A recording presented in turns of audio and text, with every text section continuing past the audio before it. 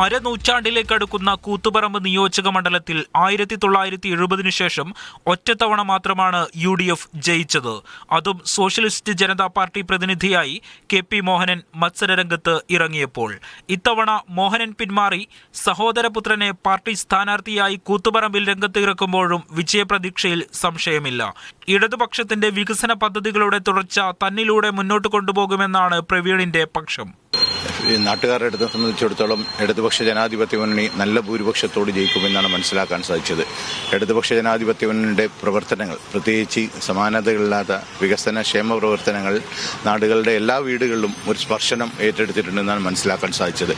നാടിന്റെ വളർച്ചയ്ക്ക് ആവശ്യം സമാധാനമാണെന്ന് ഓർമ്മിപ്പിക്കുകയാണ് UDF സ്ഥാനാർത്ഥി ജയന്തി രാജൻ. മണ്ഡലം LDF-ൽ നിന്ന് പിടിച്ചെടുക്കാൻ വേണ്ടിയാണ് പാർട്ടി തന്നെ നിയോഗിച്ചതെന്ന് ജയന്തി. എനിക്ക് കൂത്തുപറമ്പ് പിടിക്കാൻ കഴിയും എന്നൊരു ആത്മവിശ്വാസം പാർട്ടിക്ക് ഉണ്ടായിരുന്നത് കൊണ്ടായിരിക്കാം ഐക്യജനാധിപത്യ മുന്നണി എന്നെ ഇവിടെ സ്ഥാനാർത്ഥിയാക്കി നിയോഗിച്ചിട്ടുണ്ട്.